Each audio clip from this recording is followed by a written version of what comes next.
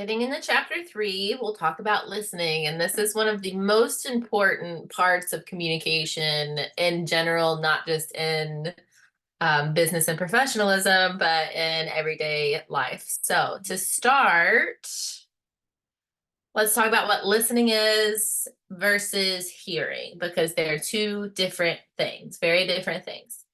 So hearing is the physical or physiological, act of like actually hearing what someone says, the ability to hear. It goes in your ear. It doesn't necessarily mean that you interpret it or understand it or anything like that. It's passive, right? So hearing is accidental, it's involuntary and effortless. So I can hear it's raining outside right now and I can hear the rain, but I'm not like interpreting anything about it, right? I can hear someone blow the horn at me. And I could focus on it, but I don't necessarily have to. When someone is talking and you sometimes zone out, I call it zoning out. You can hear them, that you're physically hearing what they're saying, but you're not listening. Listening, on the other hand, is interpreting and understanding. This is active and this is focused, it's voluntary and intentional. So it's you listening to and interpreting and trying to understand and cognitively working through what another person is saying to you. So listening refers to an active process, and hearing refers to a passive process. There are barriers to listening, as we all know, because we're all humans, such as distractions. It might be raining outside, or I might have, while I'm recording this video, I might have someone walk by because I live in an apartment complex. That's a distraction. It kind of takes me away from listening.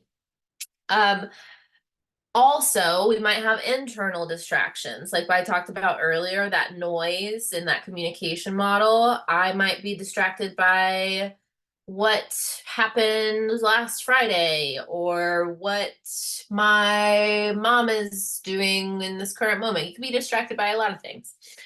There's also focus, and a lot of things go into this concept of focus, including like sleep. If you didn't get a lot of sleep the night before, it might be more difficult to focus. It might be difficult to focus because of the distractions. And you might just be having a day that's hard to focus on listening. And then jargon. Jargon refers to these words that we use that are very specific to our knowledge. So if I say something as an intergroup communication scholar, for example, that's jargon itself, intergroup communication. It's like, we don't know what that means, or not saying that you don't know what that means, but that's a word that would need more explanation. When people start using those words, it's easier to stop listening, or it's a barrier to listening.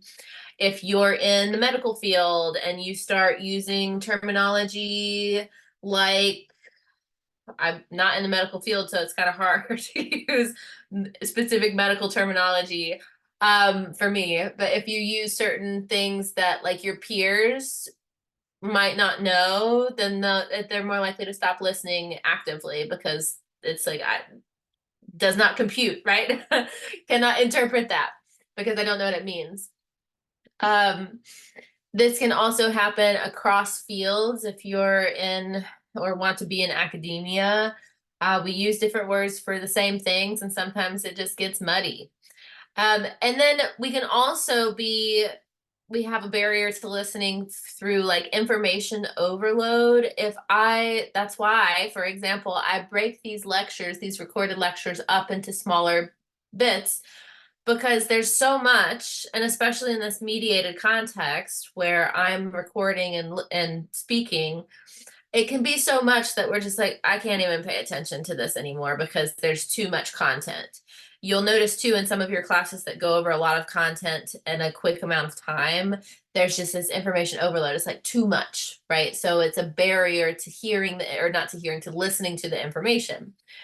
And then also receiver apprehension and bias. I think these two really go together.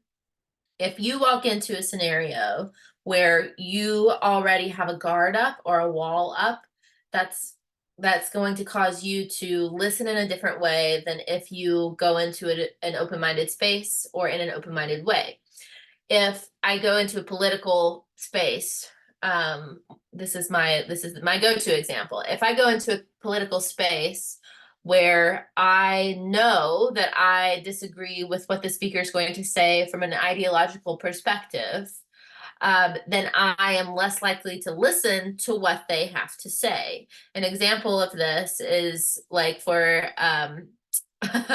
I for our graduation keynote speaker for Eberly, the Eberly College, we had Senator Joe Manchin speak. The people in the room who really love Senator Joe Manchin, and support and endorse that person are going to go in with fewer barriers to listening to his speech than those who oppose Senator Joe Manchin.